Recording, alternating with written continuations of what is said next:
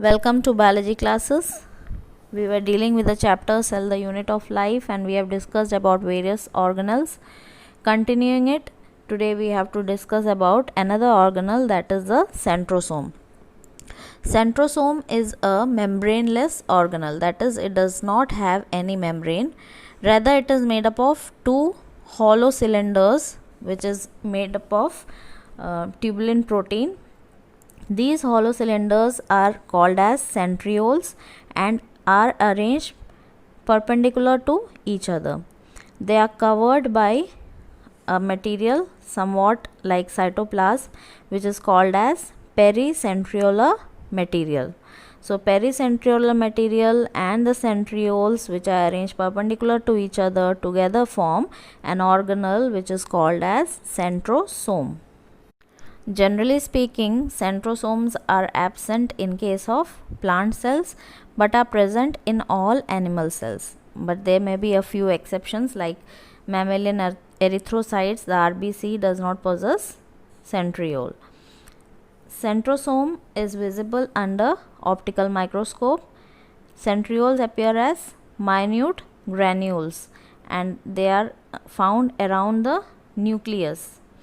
Centriole consists of protein tubulin, and if we are going to discuss its ultrastructure, then the TS, if you cut the centriole and watch it under microscope, then they will appear like a cartwheel because of the presence of peripheral fibrils, spokes and hub. The arrangement is such that it will appear like a cartwheel. Now we will discuss about various parts of the centriole in detail.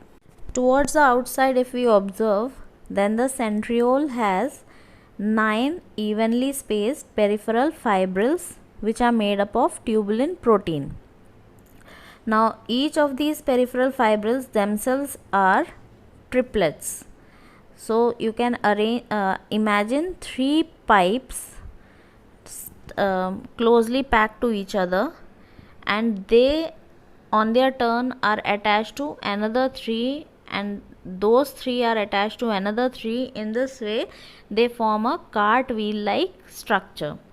Now if we are going to mark each of the triplet as A, B and C, then one fibril of a triplet is attached to the other fibril of other triplet.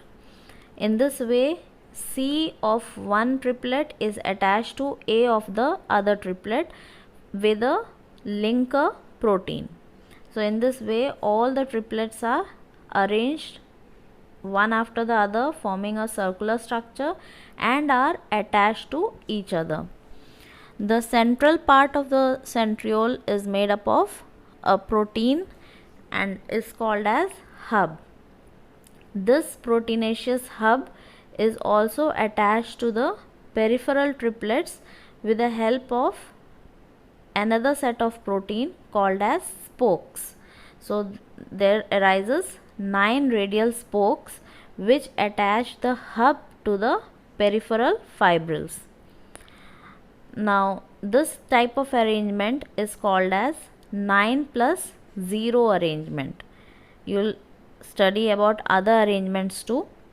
9+0 means there are 9 peripheral fibrils and in the center there is no fibril, rather there is a proteinaceous hub in the center. So that's why, to denote that there is no fibril or tube inside, we show 9+0. 9 in the periphery but nothing in the center except for a proteinaceous hub. The centrioles, they have many functions. The basal body of cilia or flagella is made up of centriole and they play a crucial role in spindle fiber formation that helps during the cell division in case of animal cells. Next we have to study about 2 locomotory organelles, that is the cilia and flagella. Both the internal structure is same. They arise from a basal body that is present within the cell and is quite similar to centrosome. They have a long shaft. In case of cilia, they are hair-like, and their size is ranging from 2 to 10 micrometer. But flagella is whip-like structure, and it is around 100 to 150 micrometer in length. The shaft is covered by a covering called as sheath, and its core is called as axoneme.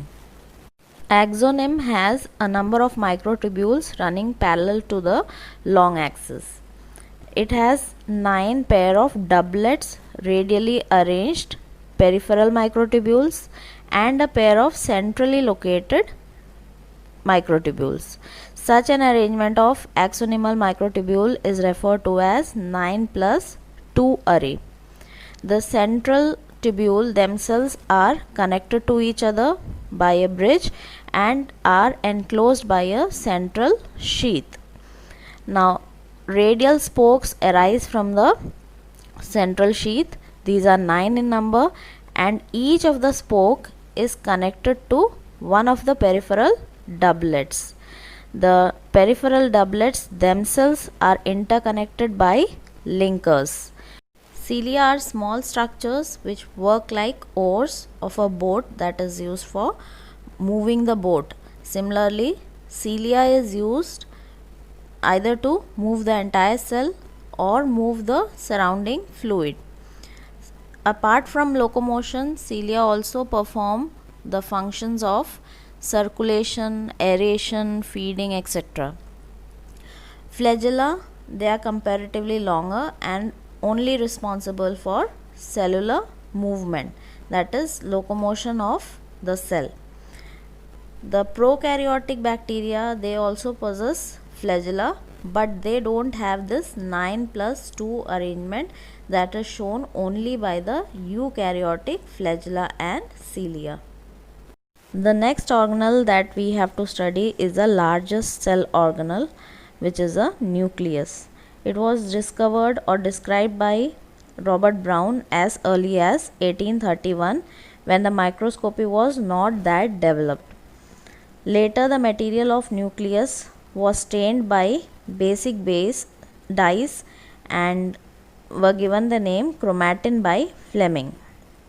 Chromatin are actually thread-like structures which possess only DNA and some packaging protein. When the cell is not dividing, then the nucleus is called as interphase nucleus, and when the interphase nucleus was observed carefully, it was seen that it had chromatin, that is thread-like structure which had DNA and protein, and nuclear matrix, that is a cytoplasm present inside the nucleus which is called as nucleoplasm, and one or more spherical bodies which were called as nucleoli. Singular is nucleolus, and nucleolus is actually called the ribosome factory because they have all the necessary rRNA and protein that is required for forming ribosome, and nucleolus is responsible for making the ribosomes for the cell. Electron microscopy has revealed that the nucleus is surrounded by a double membrane, and this membrane is quite similar to the cell membrane or the plasma membrane, and the membranes run parallel to each other. Space between the membrane is called as perinuclear space, and it forms a barrier between the material present inside the nucleus and that of the cytoplasm. The outer membrane is quite rough because of the presence of lot of ribosomes on it, and it is continuous with the endoplasmic reticulum. At a number of places, the nuclear envelope is interrupted by minute pores which are formed by the fusion of its two membranes. These nuclear pores are helpful in passing the material inside and outside the nucleus, that is exchange of material between the nucleus and cytoplasm occurs because of the pores that is present in the nuclear membrane. Usually a cell has a single nucleus which is called the uninucleate condition. But some cells, like the cell of a paramecium, it has two nuclei, which is called the binucleate condition.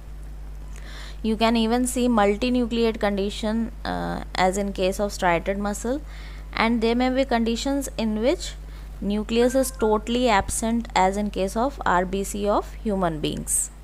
Even the sieve tube cells of plants, they lack nucleus. Now coming to the fluid part of the nucleus, which is called the nucleoplasm, it contains chromatin material and one or two spherical structures which are called as nucleoli. The content of the nucleolus is continuous with the nucleoplasm because it is not membrane bound structure. Nucleolus does not have any membrane, and it is site of active ribosomal RNA synthesis. And I told you the ribosomes themselves are also made in the nucleolus. Larger and more numerous nucleoli are present in cells that are actively responsible for protein synthesis. Interphase nucleus has loose and indistinct network of nucleoprotein fibers called as chromatin, but when the cell prepares for cell division around the mid of the stage, that is during the metaphase condition, the chromatin fibers, they get more condensed, more closely packed, and then they are called as chromosomes. Chromosomes are rod like structures. See, the chromatin, they have DNA and some basic proteins called as histones, but when they become chromosomes, then they have some more additional non-histone proteins also, which make them compactly packed and rod like in structure. So basically chromosomes have DNA, basic protein histone, non-histone protein, and to some amount of RNA is also present.